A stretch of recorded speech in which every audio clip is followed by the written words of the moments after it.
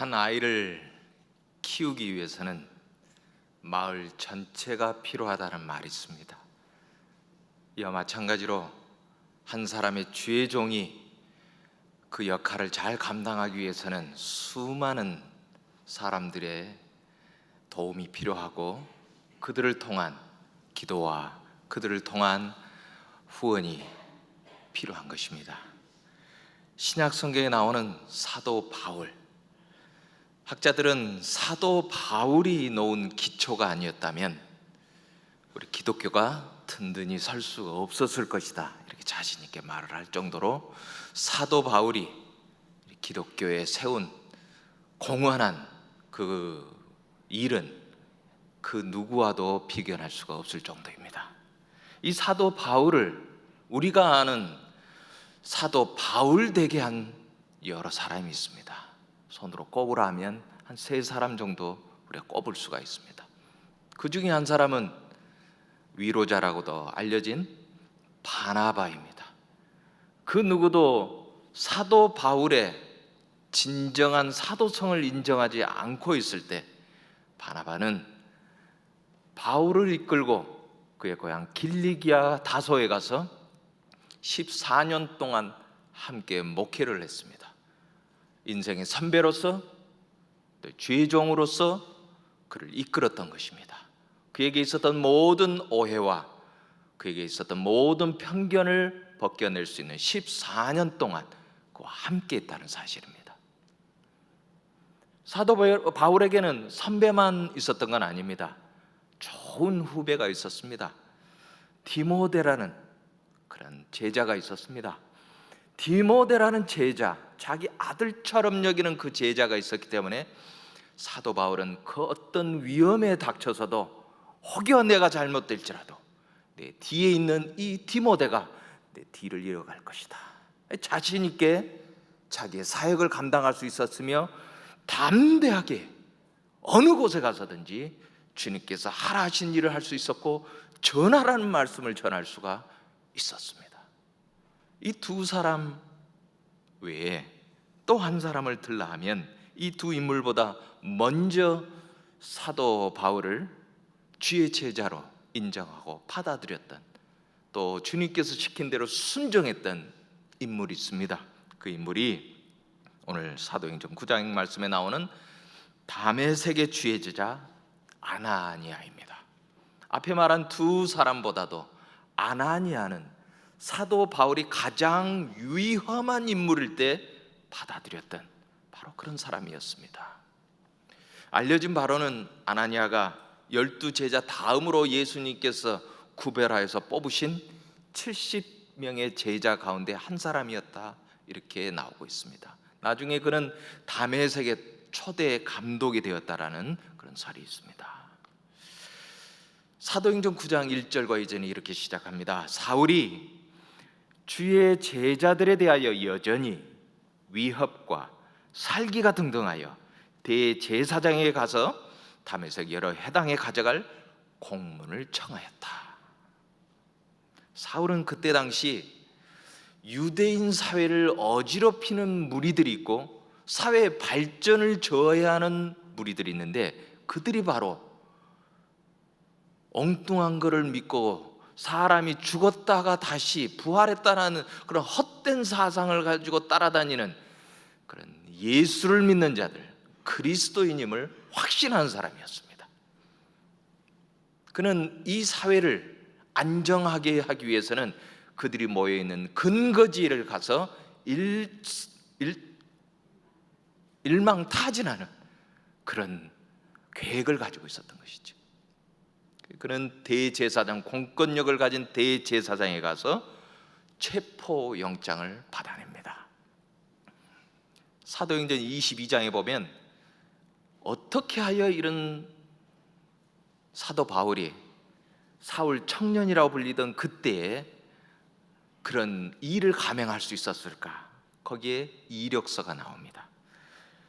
나는 유대인으로 길리기아 다소에서 났고 이 성에서 자라 가말리엘의 문화에서 우리 조상들의 율법에 엄한 교훈을 받았고 오늘 너희 모든 사람처럼 하나님께 대하여 열심히 있는 자라. 이게 요새 표현으로 하면 그때 당시 가장 높은 수준의 스펙을 가진 그런 사람이 됐다나 그런 말을 할 수가 있습니다. 어느 학교를 칭해서 죄송합니다마는 아마 우리식으로 표현하면 사울은 서울대 법대를 나와서 최고의 엘리트 코스를 밟고 거기서 수석 졸업을 하고 사법고시를 패스하고 서울중앙지검의 검사로 임용된 바로 그런 사람이다, 이렇게도 표현할 수 있겠죠. 그래서 그런지 이 사도 바울은 자신이 만만했습니다. 우리식으로 표현하면 법원에 가서 대법관에게 가서 체포영장을 발행해 주시오. 내가 이걸 가지고 이 사회를 어지럽히는 예수를 따르는 무리를 일망타진해서 오겠어. 그의 당당함이 어디서부터 출발했을까? 그의 학식, 그의 학교, 그가 가진 어떤 재능, 이런 것뿐만이었을까? 아닙니다. 그는 늘 자신을 자랑할 때 이렇게 표현했습니다. 나는 나면서부터 로마의 심의권을 가진 사람이다. 그래요. 그는 로마 제국 시대에 그 어떤 곳에 가서서도 당당히 자기의 권리를 또 자기의 책임을 다할 수 있는 그런 시민이다, 그런 자부심을 가지고 있었던 것입니다. 그의 눈에 보이는 그리스도인들, 허망한 것을 믿는 사람이었습니다. 어찌하여 죽은 사람이 다시 살아날 수 있는가? 어찌하여 죽은 사람을 따라가는가? 우리 사회에 없어져야 될 암적인 존재로다, 이렇게 믿었던 사람이었습니다. 손에 체포영장을 쥐고 이 불순한 무리들이 모여있다고 소문난 다메섹에 가던 중이었습니다. 그때 호련히 하늘로부터 강한 빛이 그를 둘러쌌습니다. 그리고 전혀 듣지 못했던 신비한 음성이 따라서 들려왔습니다. 사울아, 사울아, 내가 어찌하여 나를 박해하느냐? 여러분들 길 가다가요, 사나운 개가 달려들어도 사람이 움찔하고 오금이 저립니다. 그런데 초자연적인 현상을 만나서 그가 자기 이름을 부를 때 얼마나 두렵겠습니까? 이 사도 바울 같은 이 사울 청년도 그 자리에서 오금이 저려서 땅에 엎드려졌습니다. 누구십니까? 나는 내가 박해하는 예수니라. 학자들은 이렇게 얘기합니다. 사도 바울, 이 사울 청년이 바로 이 순간에 그의 사상의 전환점이 왔다. 어떤 전환점입니까? 그리스도의 몸인 교회를 박해하면 예수를 박해하는 것이다, 이 연결되어 있다는 것을 알게 된 것이죠. 또 음성이 들렸습니다. 너는 일어나 시내로 들어가라. 네가 행할 것을 내게 이를 자가 있느니라. 그가 일어서려고 했을 때 그의 몸에 이상이 왔음을 발견했습니다. 강한 빛을 쬐서 그런지 그 순간 앞을 보지 못하게 된 겁니다. 잠깐 후면 앞을 볼 수 있겠지. 사람 손을 잡고 시내까지 들어갔으나 하루가 지나고 이틀이 지나도 눈이 보이지 않는 실명 상태가 되어버렸습니다. 여러분들, 건강하던 사람들이 어떤 사고나 불의한 일을 당해서 신체 장애를 겪게 됐을 때 그 충격은 이루 말할 수가 없습니다. 건강하던 몸이 갑자기 쓰지를 못하게 됐을 때 그 밀려오는 공포, 밀려오는 두려움, 내 인생을 어떻게 살아? 나는 어떻게 먹고 살아야 되나? 내 자식들은 어떻게 하나? 이런 걱정들이 한순간에 몰려오게 되죠. 사울이 땅에 일어나 눈을 떴을 때 아무것도 보지 못하는 그 순간 그는 많은 생각을 했을 것입니다. 그래서 그는 먹지도 못하고 마시지도 못하는 그런 상황이 왔습니다.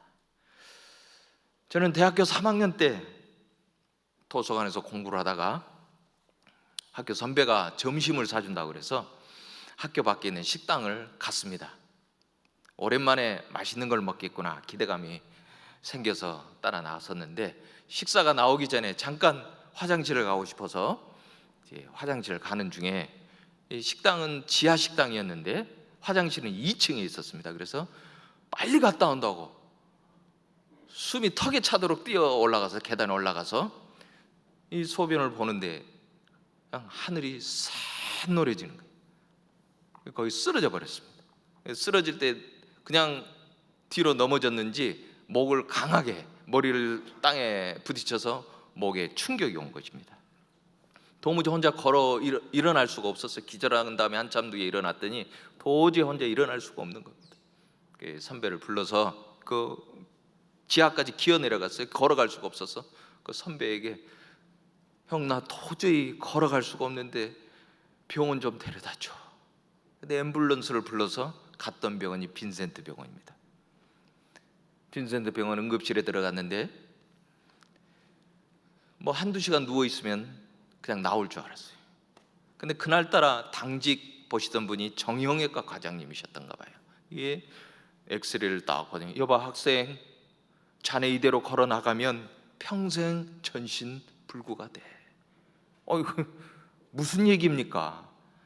이 목뼈가 튀어나와가, 충격이 튀어나와서 당신 그 목 밑으로 흘러내려가는 모든 신경줄은 끊을 위기에 놓여 있어. 자네 지금 당장에 이 병상에 누워서 목을 늘어뜨려서 그 뼈가 다시 돌아오기를 기다려야 되네. 지금 수술할 수도 없고 이 방법이 가장 지금 최선의 방법이에요. 목에다 쇠공을 맞아라 가지고 몸을 꽝꽝 묶어 놓는 겁니다. 목이 늘어나도록. 여러분들 한번 생각해 보십시오. 20대 초반의 청년이 갑자기 응급실에 갔다가 몸이 묶여 가지고 턱까지 걸려 가지고 쇠공을 메고 있다고 생각해 보세요. 언제 끝날지 아무도 모르는 거예요. 언제 이것을 그만두게 돼, 이 치료를 그만두게 될지 의사도 모르는 겁니다. 내가 기도하자는 거예요. 제가 밥이 안 넘어가는 것을 그때 체험했습니다. 이게 밥이 안 넘어가나, 걱정을 너무 하니까. 내 20세에 이게 무슨 꼴인가, 내가 전신마비가 온다면 이게 어떻게 나아가 인생을 살아갈 것인가. 어머니가 걱정이 돼서 오셨습니다. 큰아들이 전신마비 위기에 놓였다는데 제정신일 엄마가 어디 있겠습니까? 어머니가 저를 보더니 참으로 얼마나 간절히 기도를 하시는지 나중에는 어머니가 아파버릴 정도로 간호하다 3주 지날 정도로 이렇게 됐는데요, 제 마음이 무너지는 겁니다. 다 큰 아들이 어머니한테 밥을 이렇게 숟가락으로 떠먹여주겠다고, 대소변을 그냥 병상에 누운 상태에서 이렇게 봐야 되는데 얼마나 몸이 불편합니까? 별별 생각이 다 나고 밤에 꿈을 꾸면 악몽만 꾸는 거예요. 자괴감이 드는 겁니다. 앞이 보이질 않는 거예요.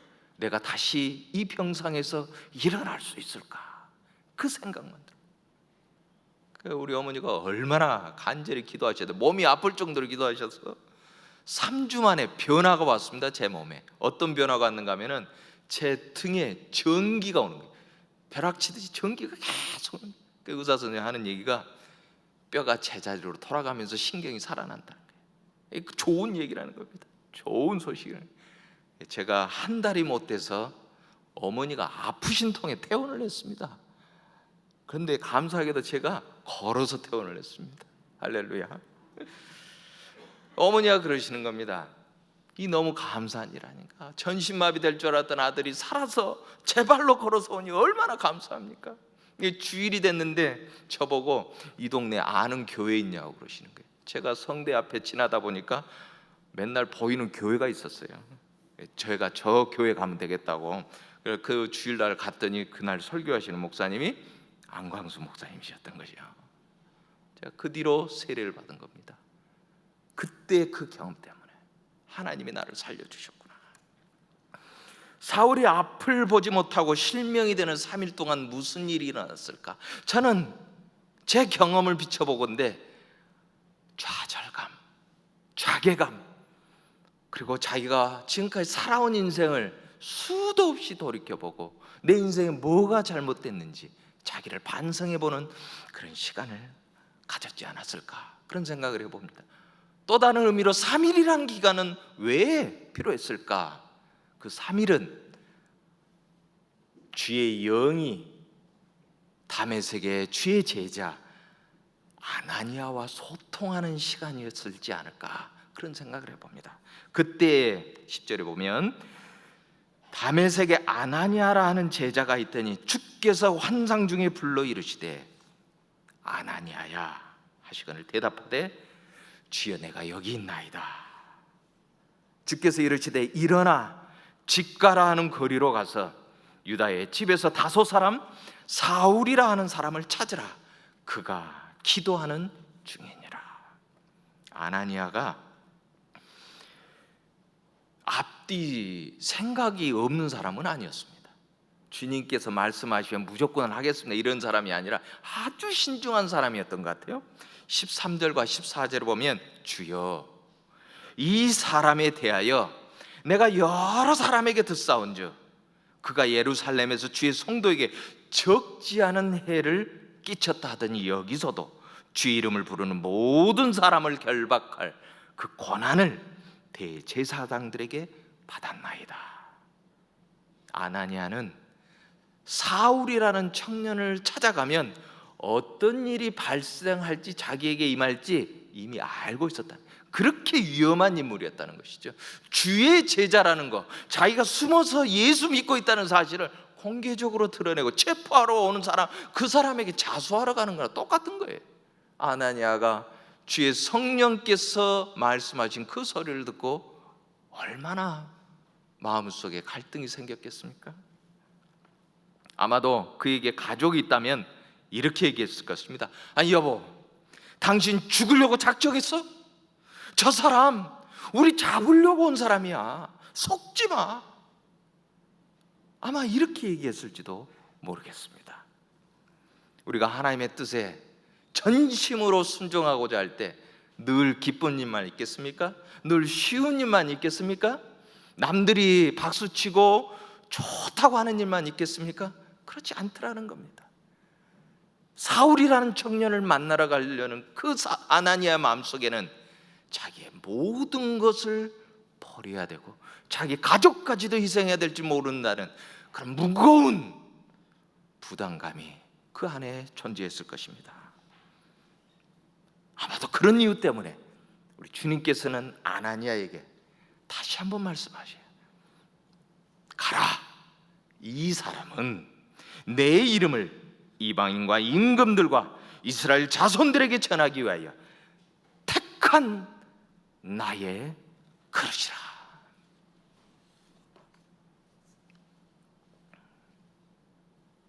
하나님께서 주의 영을 통해서 아나니아에게 이런 말씀을 주셨을 때 아나니아가 예 하고 일어서서 3일 만에 사울이란 청년을 만날 수 있었던 그 원동력은 무엇이었을까요?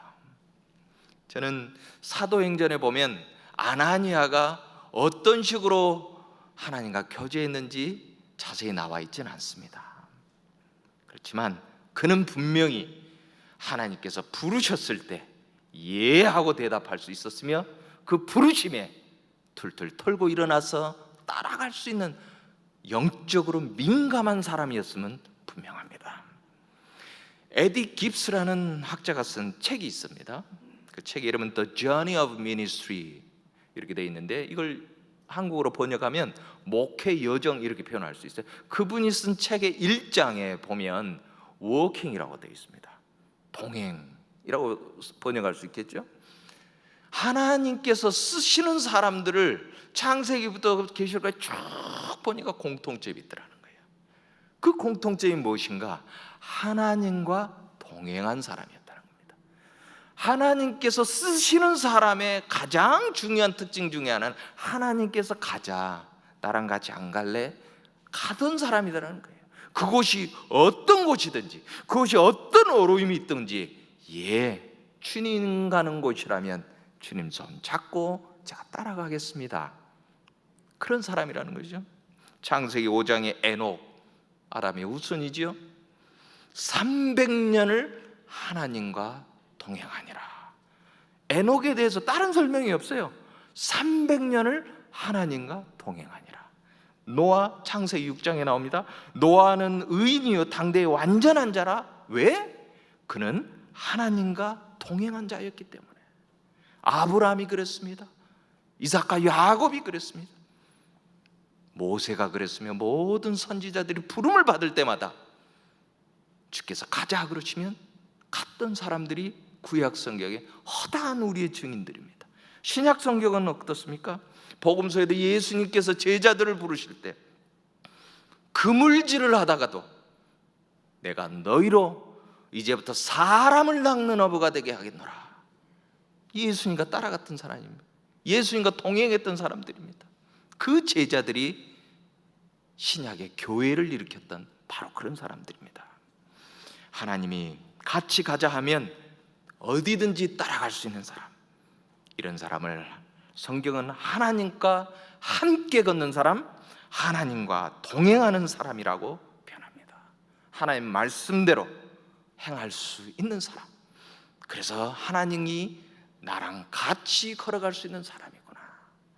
하나님이 가자 하시면 그를 따라 오래도록 인생 내내 함께 걸어갈 수 있는 그런 사람을 하나님이 쓰시더라는 것이죠.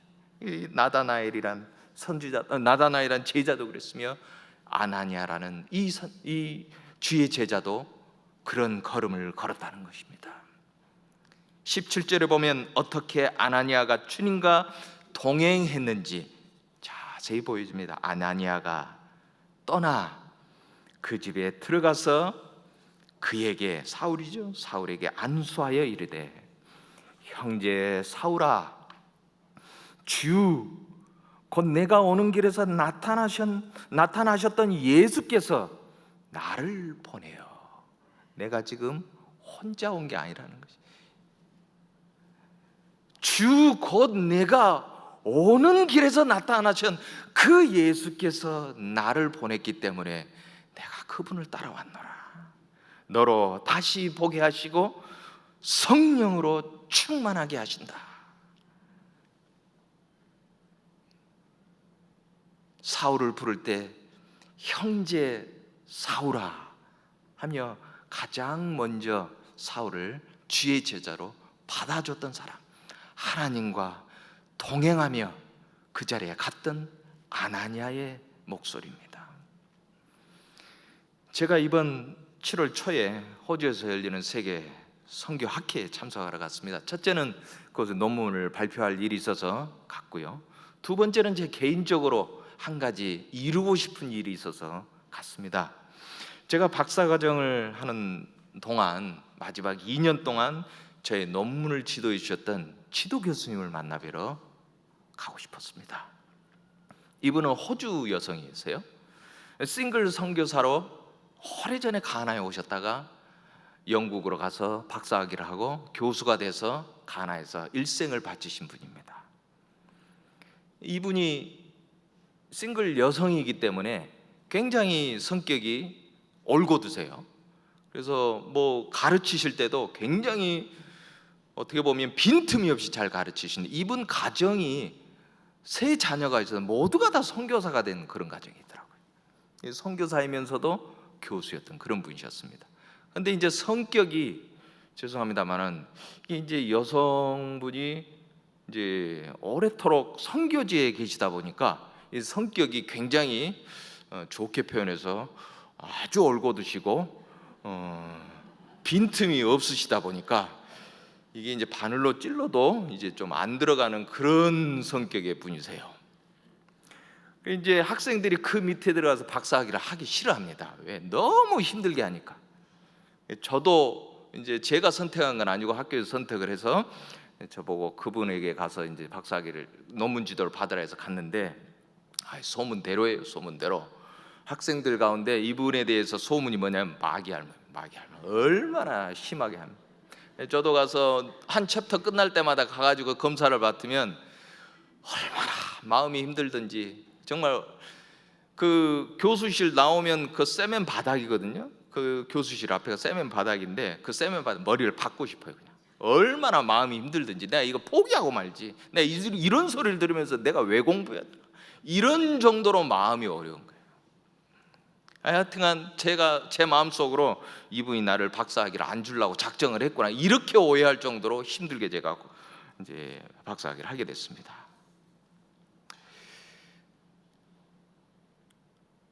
이분이 저를 마지막으로 박사 지도를 하셨는데 조기 은퇴를 하게 됐습니다. 저를 마지막으로 가르치시고 갑자기 피부암이 생겨서 왼쪽 다리를 절단하게 됐습니다. 의족을 하게 돼서 조기 은퇴를 하시고 호주에 가서 사시는 거예요. 올 초에 얘기를 들어보니까 이분에게 암이 전이가 돼서 시간이 얼마 남지 않았다는 걸 알게 됐습니다. 이분이 돌아가시기 전에 꼭 한번 봐야 되겠다. 마침 호주를 가니까 가서 인사를 드리고 가져간 선물을 드리고 그랬는데 얼마나 기뻐하시던지, 뭐 죽었다 살아난 아들이 돌아온 것처럼 그렇게 기뻐하시는 거예요. 얼마나 기뻐해. 이상하다, 왜 이렇게 나를 기뻐하시나. 가르칠 때는 정말 무슨 분 같았는데 제가 마음속에 굉장히 괴리감이 느껴지는 거예요. 처음에는 제가 이제 논문 발표가 끝나고 시간이 이제 좀 남으니까 본인이 다니던 교회 40년 동안 다녔답니다. 40년 다니는 그 교회를 가자, 그래서 갔어요. 했는데 예배가 끝나고 친교실에서 이렇게 간단하게 이렇게 뭐 샌드위치나 이런 비스킷 같은 거 먹으면서 티하고 마시면서 이렇게 교제를 하는 그런 공간이었습니다. 이제 저를 데리고 교인들 한 사람 한 사람이 소개를 해주는 거예요. 제 영어 이름이 브라이트인데 이 친구가 브라이트라고, 제 제자 브라이트라고 그러면서 소개를 해주시는, 특히 노인분들한테 저를 소개시켜 주는 겁니다. 머리가 다 희끗이고 허리가 굽으신 노인들한테 저를 소개를 해주죠. 왜 나를 노인들한테 이렇게 소개를 해주나. 나중에 알고 봤더니 이렇게 말씀해요. 이분들이 바로 자네가 박사 논문을 쓸 때 끝까지 잘 쓸 수 있도록 내가 자네 이름을 가르쳐주고 기도 부탁을 했던 그런 분들이네. 고맙다고 인사를 좀 하게나. 제가 그분의 사랑이 거기에 느껴지는 거예요. 힘들게 가르쳐 주셨지만 그 속마음으로는 깊이 사랑해 주셨구나. 이분에 대한 오해가 다 없어지는 거예요. 제가 그분을 끌어안고 교수님 사랑해요, 그 말 하고 싶은 걸 기어이 하고 왔습니다. 사도 바울, 그가 혈기왕성하고 가장 위험한 인물이었을 때 자기에게 다가와 형제 사울아 하면서 내가 혼자 온 게 아니고 내가 다메섹에 올 때 만났던 그 주님께서 다시 불러서 내가 왔노라. 그 순간에 사도 바울, 그 사울 청년의 마음속에 있었던 모든 예수 그리스도에 대한 오해도 풀리고 그 모든 것이 사그라지며 그의 마음속에 예수님을 영접하는 그런 계기가 되었음을 믿게 됩니다. 내가 다메섹으로 오다가 만난 이분이 진정 죽음에서 부활하신 예수 그리스도가 맞구나. 즉시 사울의 눈에서, 그의 눈에 있던 비늘이 벗어지면서 다시 보게 됩니다. 그가 그 광경에서 사울은 회심하고 세례를 받고 새 사람으로 거듭나죠. 먹을 것을 먹고 강건해진 다음에 다메섹에 있는 모든 제자들이 깜짝 놀랄 정도로 그 어떤 누구보다도 강력한 논증으로 예수는 그리스도라 이렇게 증거하게 됩니다. 이분이 가말리엘 문화의 수석 졸업자입니다. 무슨 뜻인가 하면은 유태교가 가장 중요하게 생각하는 구약 성경을 꿰뚫고 있는 사람이에요.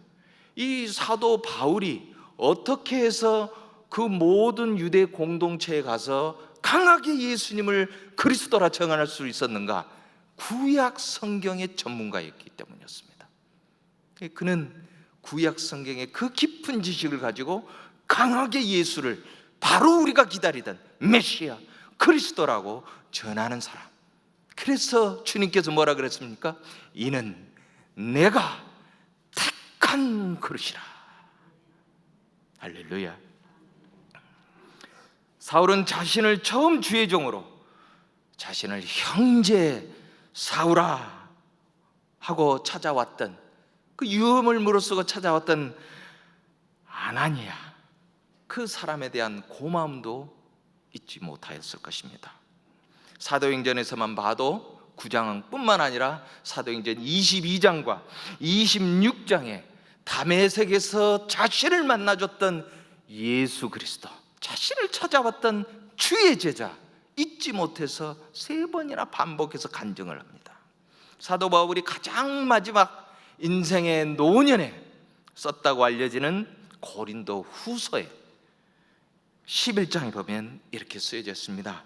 다메섹에서 아레다 왕의 고관이 나를 잡으려고 다메섹 성을 지켰으나, 이제는 다메섹 성에 유대인들이 오히려 사도 바울을 죽이려고 나서기 때문에 이제 사도 바울이 죽음의 위기에 처하게 됐습니다.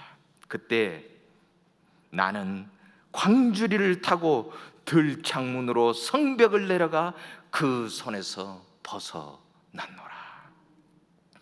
아마도 짐작컨대 사도 바울이 강력하게 예수를 그리스도라 증거하는 그것이 너무나도 영향이 커서 다메섹에 있었던 관졸들이 그를 잡으려고 할 때, 그를 포항시키려고 다메섹 성벽에서 광주리에 태워서 내려보낼 때, 아마도 그 제자들 중에, 그 줄을 잡았던 제자들 중에는 아나니아도 있었지 않았을까, 우리가 짐작해 볼 수가 있습니다.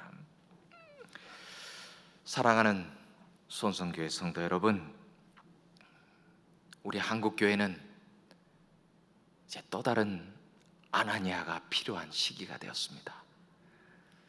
누군가 그 줄을 잡고 있을 사람이 필요한 사람이 되었습니다.